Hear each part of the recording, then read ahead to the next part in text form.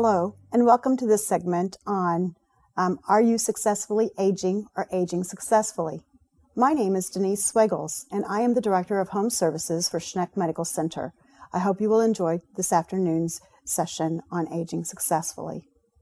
This question, are you successfully aging or aging successfully, is really a situation of who is in control. It's not that you're going to age, certainly you are, but you can actively work on the way you age. You can be in control of aging and do the best that you can to successfully age. Our objectives today are to identify resources that provide strategies for positive aging. We're going to identify 3 to 4 strategies, and we will work at those to make sure that we have a way of implementing those. And I want you to be able to take that information away with you. There are resources that you can find that will help you with this effort. You can find a book at our library here in Seymour called 7 Strategies for Positive Aging, which is written by Robert D. Hill. This book is the basis for my talk with you today. They also have a DVD called Aging Successfully, The Psychological Aspects of Growing Old, which is also available at our library. These are very excellent resources, and I highly recommend them to you if you are aging successfully. I am from Schneck Medical Center, Home Services Department, and if you would like other resources, you're certainly welcome to call us at 812-522-0460. Our purpose at Schneck is to serve our community, and we offer you to do so. The 7 strategies of positive aging are, and I'm going to list those for you, and we will go into them in deeper meaning at a later time in the video. But they are, you can find meaning in old age. You're never too old to learn. You can use the past to cultivate wisdom. You can strengthen lifespan relationships. You can promote growth through giving and receiving help. You can forgive yourself and others, and you can possess a grateful attitude. The first one, you can find meaning in old age, is about focusing on things that are really important to you. In a USA survey of 1,000 adults, the most important thing, the thing that concerns Americans most about growing old, 73% of respondents said that they were afraid of losing their health. The ability to take care of theirself was rated at 70%. Of course, these things, even though we age, health is certainly something that you can participate in. Taking care of yourself, exercising, taking medications as prescribed, these things are very important in aging appropriately.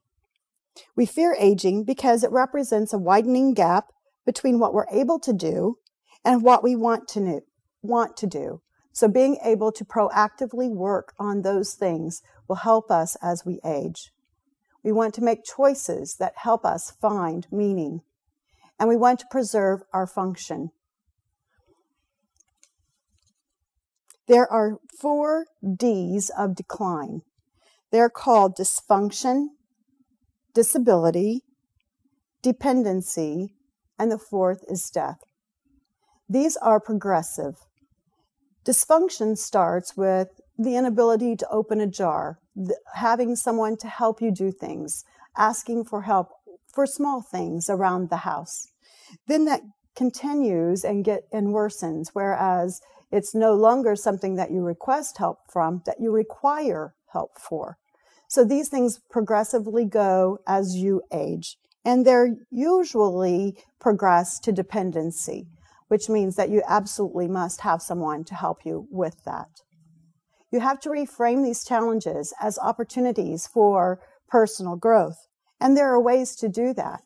I know as you start aging, you can plan for some things in order to progressively and proactively work on those. If you're a pianist and you know that your hands are getting more arthritic, then you can learn to play your pieces in a more proactive way. For instance, if you have an area that requires you to play it quickly, you might slow down before you got to that area and then play that area slower so that when you get to the fast area, you play it more quickly. And then that way you don't lose the ability to do the things that you really love to do, but that you can reframe them and find a way to overcome them. You're never too old to learn. Lifelong learning preserves intellect. Keep active the tendencies that help you stay youthful and in how you think and feel. And be curious just for the fun of being curious. Be discovery, be like a child. Go out and look at things and revel in things that are just silly and fun. Lifelong learning, let's start there, is something that is very good for your mind.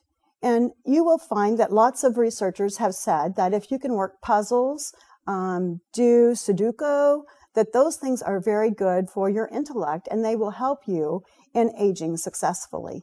It helps you to keep your mind active. Remember that to stay youthful, you have to also have a positive attitude. You have to be able to say, I can do that. I'm going to go do that. Not say, oh, I can't do that today because I have to stay home, I'm too weak, or I'm too frail, or I have this medicine I have to take, so I can't go. You have to think that you can do it and think of a way that you can work around those things so that you can stay active. You can strengthen your lifespan relationships. Social network roles come from frequency and quality of interchange. Belong to groups. Participate with people that you have similar interests with. Belonging behaviors include things like interacting with people, having concern for others, and caring for others. And also, you need to address your relationship issues in the course of aging. These can be challenges at times, and you need to be able to reflect and grow within your relationship building.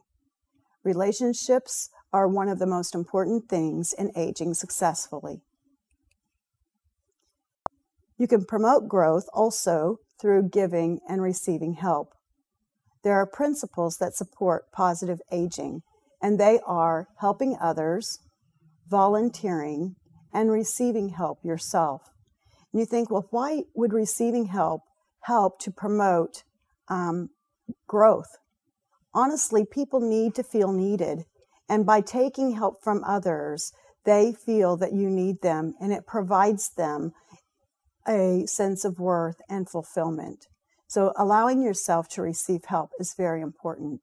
At the same time, helping others shows that you care and are concerned, and also have that same self-worth that you give when you care for others.